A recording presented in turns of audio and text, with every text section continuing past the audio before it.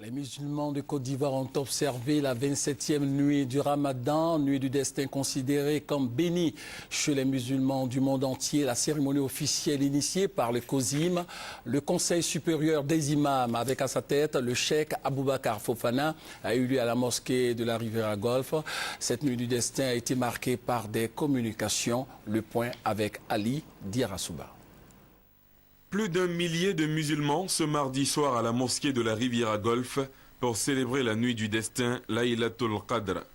L'initiative du COSIM, le Conseil supérieur des imams en Côte d'Ivoire. Innovation cette année, outre à la conférence principale en français, animée par l'imam Samassi Aboubakar de la mosquée de la Riviera 3, 5 autres communications ont été dites en langue vernaculaire, notamment le baoulé, le guéré, le dida, le malinké et le moré, histoire d'atteindre une plus large cible et montrer le caractère national de l'événement. Surtout que les thèmes abordés lors de cette célébration ont mis l'accent sur la réconciliation entre les Ivoiriens. Notre beau pays a été durement éprouvé des années durant par des crises plus ou moins violentes, ayant des conséquences graves et multiformes. Sans pour autant vouloir être exhaustif, nous pouvons en citer certaines, dont la dissolution des mœurs et des valeurs. Nous en sommes face à un dilemme. Soit nous voulons rééditer, à Dieu ne plaise, le dit passé négatif, ce qui ne serait pas du tout souhaitable, ne serait-ce que par le bon sens et la raison.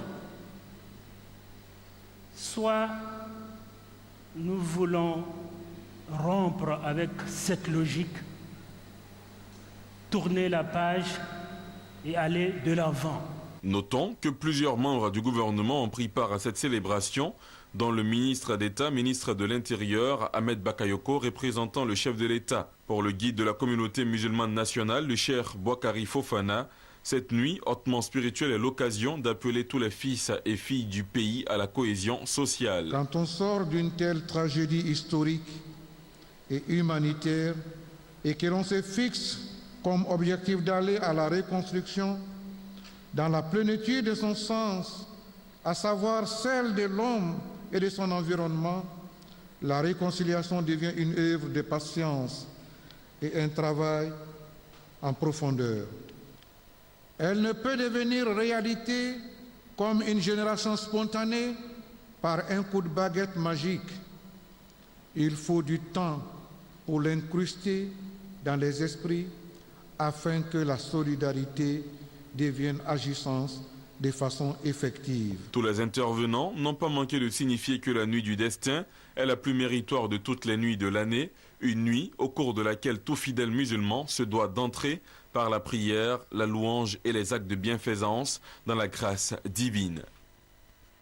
Nuit du destin, nuit de révélation du Saint-Coran au prophète par l'intermédiaire de l'ange Gabriel. Hier donc, les musulmans ivoiriens ont prié, invoqué Allah tout au long de la nuit pour obtenir de nombreuses récompenses. Il y a eu également des moments d'échange sur la pratique de l'islam. Yopou Gossi Koji, place CP1. Le site abrite habituellement des activités politiques, culturelles ou sportives. Mais ce mardi nuit, place à la prière. Les fidèles musulmans y célèbrent la nuit du destin. Les voix et les cœurs sont tournés vers le Tout-Puissant pour invoquer sa grâce et son pardon en faveur de la Côte d'Ivoire en quête de paix et de réconciliation. Moment de communion avec les anges selon les Saintes Écritures. Occasion pour les guides religieux et les leaders politiques d'inviter au désarmement des cœurs et des esprits. À Port-au-Prince, toujours dans la même commune, l'ambiance est la même. Prière et lecture coranique rythment la nuit du destin. Marquée cette fois par des conférences et des séances de méditation. Elles vont durer jusqu'au petit matin. Cap sur Abobo. Ici, les guides religieux s'attellent à présenter les richesses de la nuit du destin aux fidèles musulmans. L'ange Gabriel apporte un message de paix, de réconciliation. Et c'est pour cette raison d'ailleurs que la nuit du cadre coïncide avec l'ascension. Une façon d'interpeller les Ivoiriens, de se tendre la main, de se donner la main, de vivre ensemble comme on était hier, et de taire tous les rancœurs, de désarmer nos langues et nos cœurs.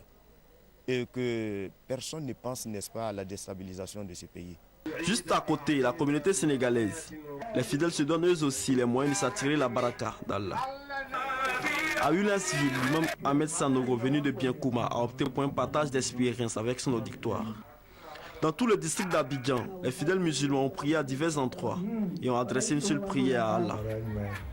Celle de vivre dans une Côte d'Ivoire apaisée, réconciliée et émergente. Agoville aussi n'est pas resté en marge de la célébration de la nuit de la destinée. Les fidèles musulmans, avec les autorités politiques et religieuses, ont prié toute la nuit pour le retour de la paix en Côte d'Ivoire et surtout pour la réconciliation des fils et filles.